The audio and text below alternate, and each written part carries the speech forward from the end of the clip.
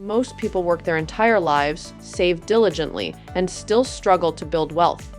Yet the ultra-wealthy seem to operate by a completely different playbook. While the average person focuses on cutting costs and hoarding cash in a savings account, billionaires are obsessed with something entirely different: building assets. This fundamental difference in mindset has created a wealth gap so massive that it's almost impossible to bridge. Today, we're exploring why the rich choose assets over savings and how this single decision has transformed them into the most powerful wealth creators on the planet. The fundamental problem with savings: when the average person earns money, their first instinct is to save it. It sounds responsible, it feels safe. But here's the uncomfortable truth: savings accounts are actually destroying your wealth. A typical savings account offers less than 1% interest annually, while inflation runs at 2 to 3% or higher. This means that every year your money loses purchasing power simply by sitting in a bank.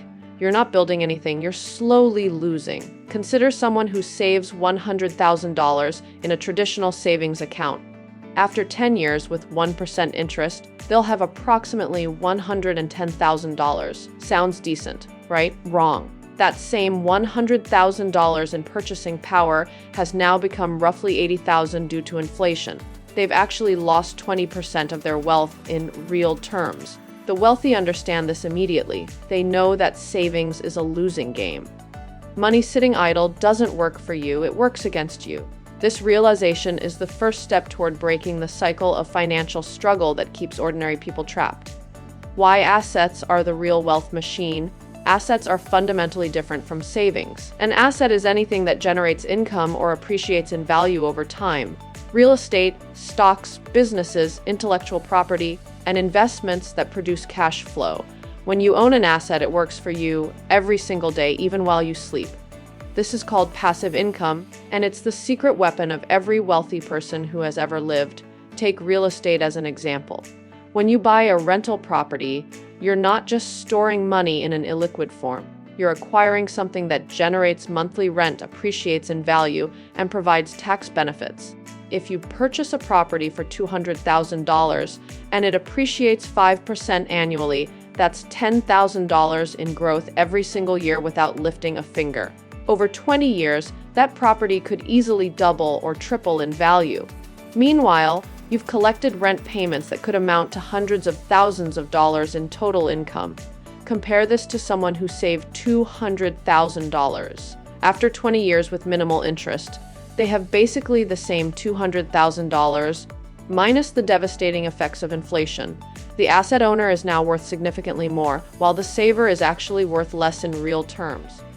I've been trained moving down a track that has no ending, and it picks up cargo and passengers and so on. Warren Buffett, one of the world's most successful investors, rarely keeps large amounts of cash. Instead, he continuously deploys his wealth into income-producing assets. His net worth has grown to over $100 billion because he understands that assets compound over time in ways that savings never can. His philosophy is brutally simple. Every dollar not invested in an asset is a dollar not working for you. Building wealth through multiple asset streams, the truly wealthy don't rely on a single asset. They build diversified portfolios of income-producing investments. This is the real strategy behind generational wealth. Elon Musk didn't become one of the richest people on Earth by saving money. He built companies that created massive value. His net worth is primarily tied to his equity stakes in Tesla and SpaceX. These aren't just assets, they're wealth multiplication machines that grow exponentially. Similarly, billionaire Oprah Winfrey built her wealth through multiple asset streams: her media company, real estate holdings, stock investments, and business ventures. None of this wealth came from a savings account. It came from owning assets that produced value and income. Real estate investors understand this principle deeply. A successful real estate entrepreneur might own 20 properties that generate $5,000 in monthly rent each. That's $100,000 in passive income every month, or $1.2 million annually. They built this by consistently purchasing assets rather than hoarding cash. Each property compounds over time, increasing in value while simultaneously producing income. The stock market operates on the same principle. When you invest in dividend-paying stocks or index funds, You're purchasing assets that both appreciate and generate income. A portfolio worth $500,000 at a 3% dividend yield generates $15,000 in annual income before any capital appreciation. Over 20 years, assuming 7% average annual returns, that portfolio could grow to nearly $2 million, producing $60,000 in annual passive income. The compounding effect that changes everything. The real power of assets lies in compounding. Albert Einstein allegedly called compounding the eighth wonder of the world, and he wasn't exaggerating. When an asset generates income, that income can be reinvested into more assets, which generate more income, and so on. This creates an exponential growth curve that eventually becomes unstoppable. A person who invests $10,000 at age 25 in a diversified portfolio, earning 7% annually, will have approximately $640,000 by age 65.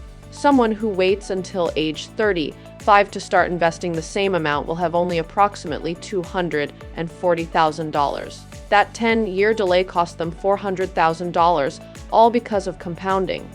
The wealthy understand this viscerally. They start building assets as early as possible because they know time is their greatest ally. The mindset shift that separates rich from poor. The fundamental difference between wealthy people and struggling people isn't luck or inheritance. It's a mindset shift about what to do with money once you have it. When the average person gets a raise or receives a bonus, they upgrade their lifestyle. They buy a nicer car, move to a better house, or take a vacation. The wealthy do the opposite. They invest the surplus into assets that produce income. This creates a feedback loop. The more assets you own, the more passive income you generate.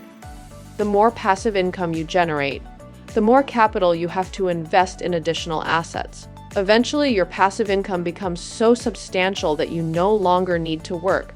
You've achieved financial independence. The poor and middle class are stuck in a different loop. They trade their time for money, spend that money on consumption, and have nothing left to invest. They're running on a treadmill that never stops, working harder and harder just to maintain their lifestyle. The wealthy got off this treadmill decades ago by making one critical decision: to build assets instead of just saving money. The gap between these two strategies compounds over decades until it becomes a chasm that seems impossible to cross. Yet it all started with a single choice about what to do with money earned. The rich chose assets. The poor chose savings. That decision, repeated thousands of times over a lifetime, created the wealth inequality we see today.